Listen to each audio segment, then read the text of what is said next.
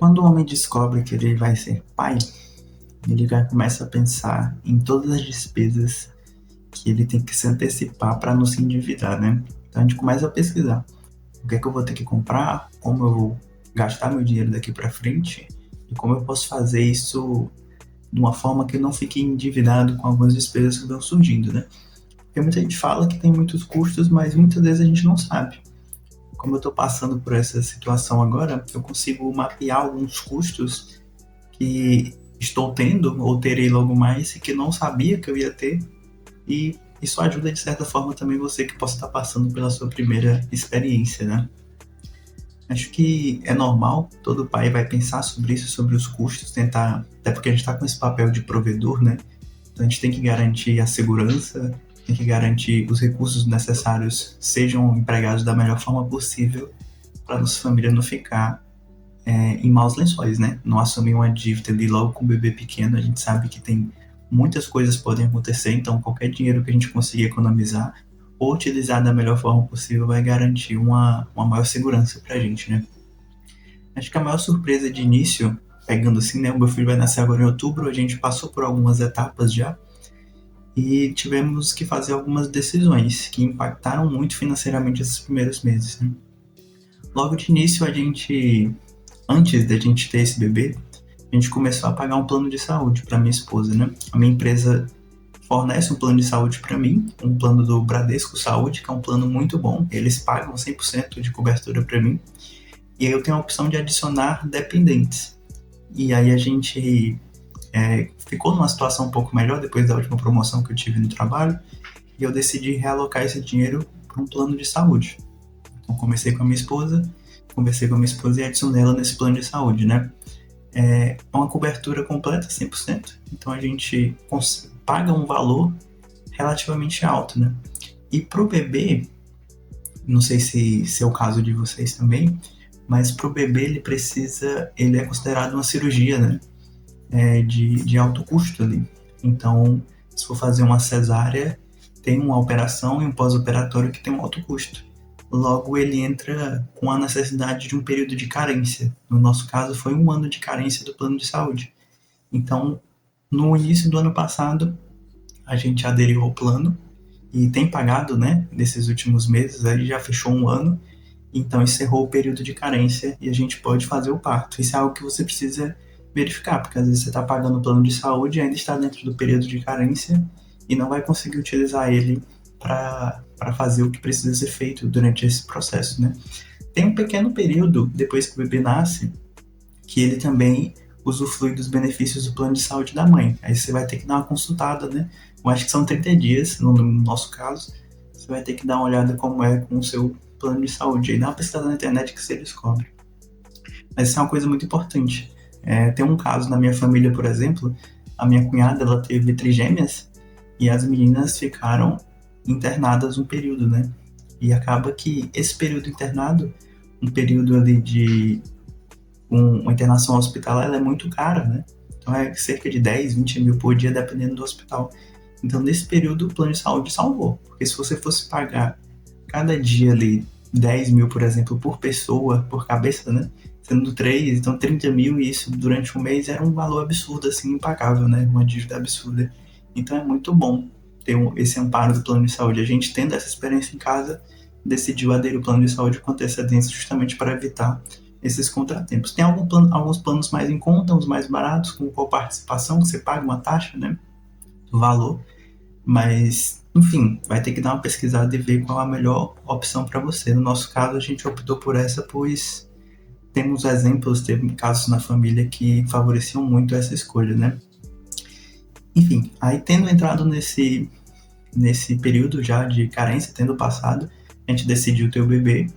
E aí aconteceu a situação que eu falei nos vídeos anteriores, né? A gente teve a nossa primeira gestação, perdeu o bebê, e aí o plano foi muito bom nesse sentido, porque a gente precisou fazer vários exames, algumas consultas, e tudo foi pelo plano. Talvez se a gente tivesse feito pelo serviço público, talvez tivesse demorado um pouco mais, né?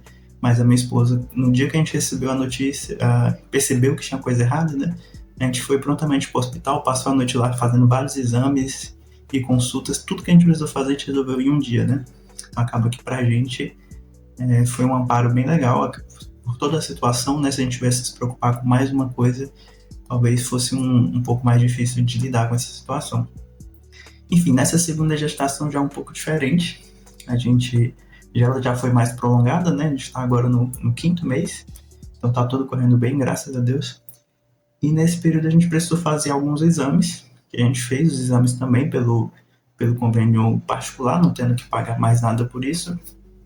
Algumas consultas a gente também conseguiu fazer tudo pelo particular, mas chegou a situação do pré-natal, que é se você não souber, né, tem exames periódicos que a mulher tem que fazer de acompanhamento dessa gravidez. Então, tem várias coisas ali dentro que ela vai precisar fazer, inclusive dentista, exames periódicos, e esse período ele vai sendo reduzido com o tempo. Então, inicialmente vai ser 30 dias, uma vez por mês faz algo, depois 15, depois semanalmente.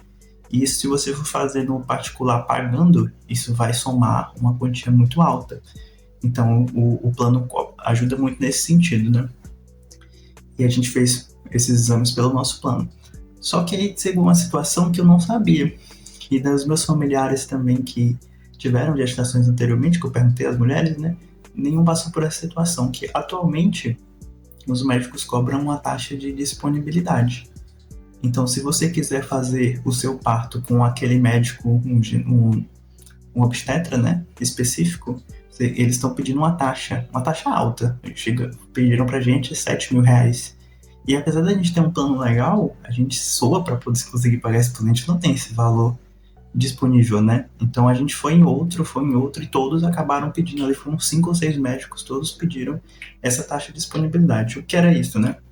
Você vai pagar antecipadamente ou parcelado ali, mas você paga tudo para ele fazer o pré-natal, o acompanhamento da sua gestação, e no dia do parto ele tá lá com você.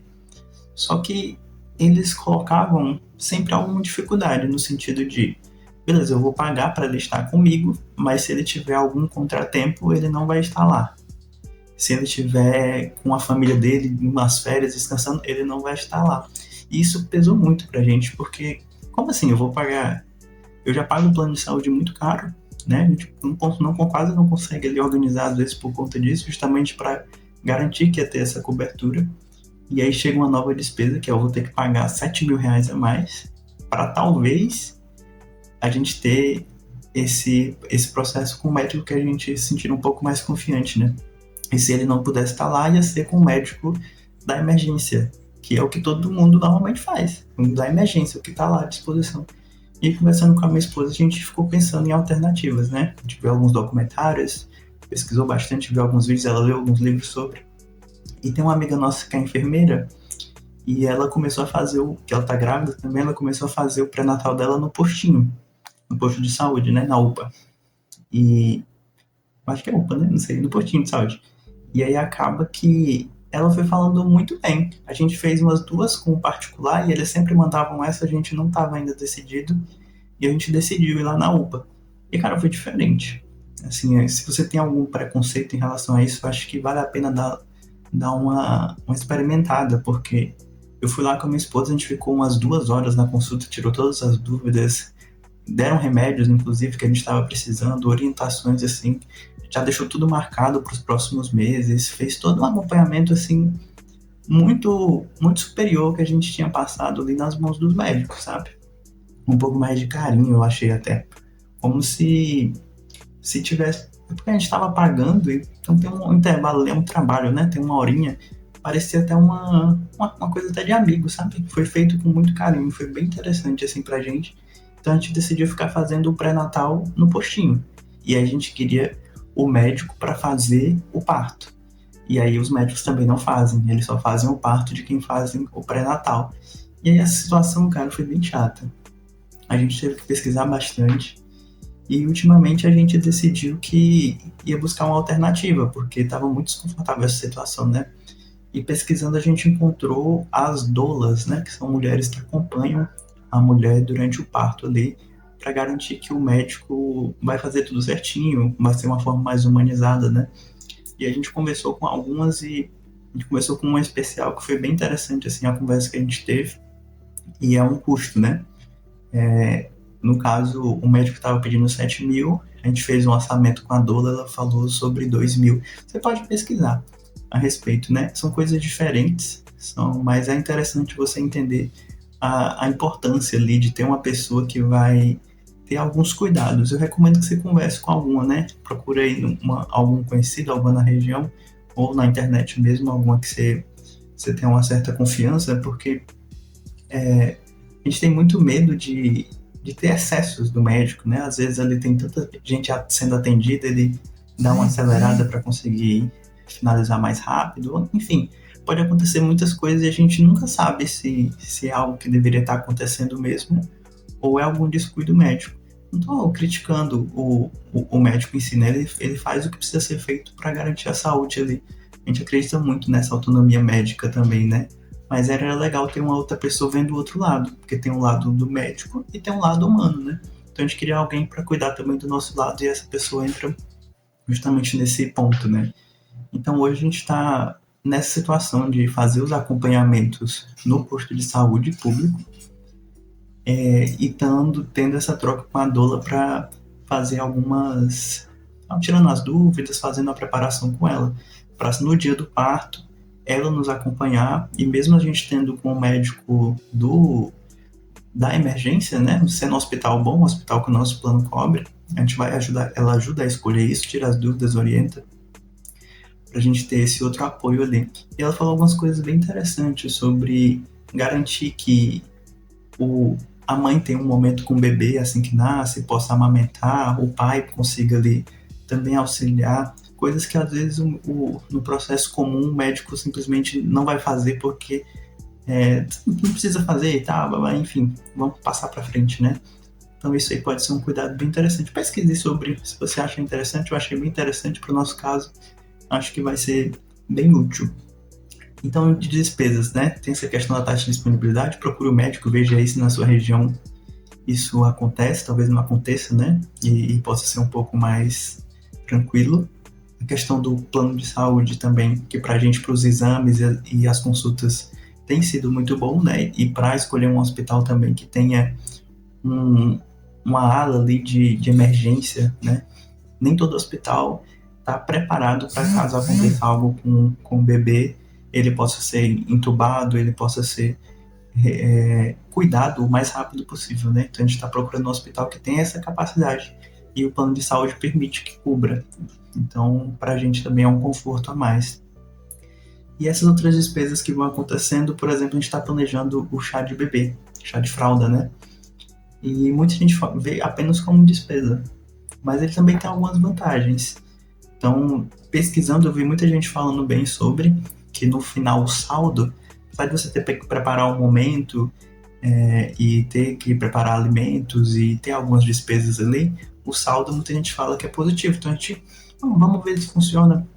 A gente conversou com o pessoal da igreja, né? E eles se mostraram muito dispostos a fazer, muito solidários, então a gente está seguindo, né? A estimativa de 80, 90 pessoas está aumentando cada vez mais. Só que a gente está vendo também como uma forma de unir a família, de celebrar aquele momento. Então, nem tudo é sobre o quanto você está gastando e o quanto você vai receber, né? Às vezes tem o seu filho chegar ao mundo e já ser tão amado e o carinho direcionado para a mãe, é claro que ele sente também isso, né? A gente sabe. Então, acho que é muito importante também. Outras coisas que o pai tem que ter cuidado para se preparar, né? Esse ano aí da gravidez são 9 meses, então você consegue se preparar com bastante antecedência para muita coisa. Você tem direito normalmente a 5 dias de licença paternidade. Se a sua empresa tiver como a minha uma licença estendida, acho que são 10 dias, é bom se organizar já com antecedência, ver como é que funciona para tirar as dúvidas. Eu tirei as dúvidas recentemente, então já estou mais tranquilo, o pessoal do RH já está avisado, né? Então só entrega lá a certidão do dia do nascimento e conta 10 dias, tranquilo, dá para tirar esse período tranquilamente. E aí, como já tem uma estimativa de quando vai nascer, esses aplicativos eles já calculam até, né? A gente viu com o médico calcula lá no pré-natal, a gente está com a estimativa para 28 de outubro. Então já comecei a organizar minhas férias também. Não tirei ainda esse ano, pretendo tirar ali em novembro, tirei minhas dúvidas já, não tem problema ser perto da licença paternidade. Então é uma organização que eu já estou fazendo de tirar essa licença paternidade de 5 dias e logo depois organizar para as minhas férias, se eu consigo dar um apoio legal para minha esposa. Só questão de dinheiro, né? Nesse caso, eu vou vender 10 dias das férias, que vai dar uma quantia legal ali para um conforto inicial para a gente ter um espaço para manobra, né? Se acontecer alguma coisa. E acho que isso dá uma tranquilizada para a gente, né? Acho que como pai, a gente está sempre preocupado ali com as despesas extras que pode acontecer, mas também tem que equilibrar com o tempo para auxiliar a esposa no que vai precisar, né? Depois do nascimento do bebê, precisa ser ali de um período. Eu estou com a carteira assinada, né? Trabalho com carteira assinada, então tem esse conforto ali, esse benefício. Então, pretendo aproveitar e recomendo que vocês também pensem bastante sobre isso para ver a melhor forma de utilizar esse benefício. Acho que dá para a gente entrar um pouco mais em questão financeira, assim, de como vai ser essa organização, como é esses gastos, mas seria legal fazer um vídeo especificamente para isso, né? Essa é uma forma mais geral, assim, de como se organizar ali naquele ano que a gravidez vai acontecer para evitar o impacto e não ter essas surpresas. Então, já pensar como é que vai ser com essas fraldas, leite e tudo que você for precisar. O chá de bebê entra um pouco ali, né? O chá de fraldas. Pensar a respeito de como é que vai ser o parto, se você vai fazer totalmente pelo serviço público, que tem suas vantagens, mas também tem suas desvantagens. No nosso caso, a gente está fazendo um híbrido, né? Meio serviço público, meio serviço privado. A gente tem essa possibilidade.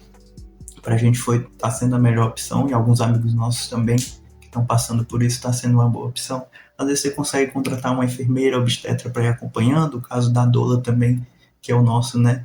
Que auxiliam bastante ali. Então faça esses orçamentos, aproveite esses meses iniciais. Agora que os enjoos dão uma passada, você consegue pensar um pouco mais claramente, entender o que é que você pode fazer já para ir se organizando. Perdão. Porque tem muita coisa, e se você deixar para o final, vai ficar muito difícil de organizar tanta coisa assim, e pode vir muito imprevisto que quebra ali a sua organização financeira, né? Mas é sobre isso. Deixem nos comentários se vocês tiverem mais alguma dúvida, quiserem acrescentar alguma coisa sobre isso que eu estou comentando, né, desse processo que a gente está passando agora. Ainda faltam alguns meses, mas é sempre bom já deixar essas coisas organizadas, porque a estimativa é para outubro, mas minha esposa mesmo nasceu com 7 meses, então é bom organizar já com antecedência, porque você não sabe o que pode acontecer, né? Os imprevistos, eles podem acontecer, mas eles também podem ser um pouquinho previstos se você se organizar bem. Mas é isso. Um bom domingo aí para todo mundo. A gente se vê no próximo vídeo. Valeu!